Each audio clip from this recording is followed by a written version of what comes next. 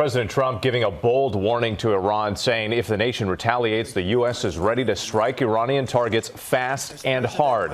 ABC's David Wright is in West Palm Beach, where the president made the decision to launch that airstrike, killing General Soleimani. David, good morning to you. Good morning, Whit. You know, the rest of the world may be calling for de-escalation, but President Trump appears to be determined to go for deterrence instead. Even at the risk of inflaming things even more, he has been tweeting taunts and threats at Iran, bragging about American military hardware and saying if they attack us again, we will hit them harder than they have ever been hit before. Overnight, President Trump ratcheted up the threats to Iran, warning them not to retaliate for the killing of Qasem Soleimani. Let this serve as a warning, he tweeted, that if Iran strikes any Americans or American assets, we have targeted 52 Iranian sites, some at a very high level and important to Iran and the Iranian culture. He made it clear that number 52 reflects the 52 Americans held hostage in Iran after the 1979 revolution. We say no more! That bellicose rhetoric, even as U.S. cities from coast to coast saw scattered protests this weekend. Resist! People concerned Trump has brought us to the brink of another costly war. We've been there, we've done that, it didn't work, we've created terrorists, we've created ISIS, we need to stop. The plans for this attack were reportedly well in the works before New Year's, when the president told reporters at Mar-a-Lago the new year would not bring war with Iran. No, I want to have peace. I like peace. And Iran should want peace more than anybody. The administration reportedly gave Israel advanced warning. But key European allies, some of whom have troops in the region, appear to have been caught by surprise. Senator Lindsey Graham told Fox News he was brought into the loop when he played a round of golf with the president earlier New Year's week. I appreciate being brought into the orbit.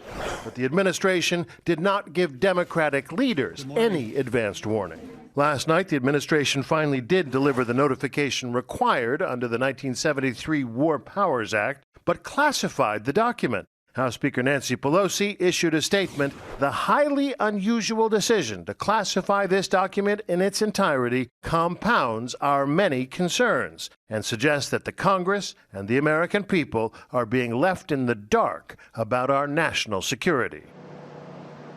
Democrats in Congress are going to have a lot of questions for the administration. There are also questions about the legality of the strike under international law, according to a French human rights expert who reviews extrajudicial killings for the United Nations. In a series of tweets, she raised questions about the Pentagon's rationale for this operation, saying it seems far more retaliatory for past acts than anticipatory of imminent self-defense. Dan? David Wright from Florida. David, thank you very much. Let's bring in our chief anchor, George Stephanopoulos, who's going to be hosting This Week later this morning. George, good morning to you. You've seen this reporting this morning that apparently military officials went to the president, presented him with a range of options, the taking out of Soleimani being the most extreme. And apparently they were really surprised when the president came back and said, I will take that option. Do you have a sense of what his game plan was there? Well, that's a very good question. I mean, I think we have to look at the facts here and the past history of General Soleimani. No question he has American blood on his hands. He's a sworn enemy of the United States. But both President George W. Bush and President Barack Obama refused to target Soleimani because they feared that the risks of a wider war with Iran outweighed the benefits of killing Soleimani. One of the reasons that Pentagon officials were surprised that the president took that action. What do we know? We know there was an attack on an Iranian attack on an American Iraq military base on December 27th. We know that they had those protesters go into the American embassy. The president in the past had shown some restraint in responding to Iranian attacks, and the reporting in the New York Times is that he feared that perhaps he looked weak, so decided to take this measure. Yeah, there are times of saying that he was watching the coverage and didn't like the way it was playing. You're going to be talking to the Secretary of State, Mike Pompeo, this morning. Do you think there's any chance for diplomacy here for the two sides to sit down at a table together? Well, that's been the big question right now. You know, I've had this policy under President Trump of moving away from the Iran nuclear agreement, of putting in new sanctions on Iran, maximum pressure designed to get to the negotiating table. It hasn't worked so far. It appears almost certain that Iran is first going to have to retaliate before any kind of negotiations. That's what they're promising. They're refusing to negotiate right now.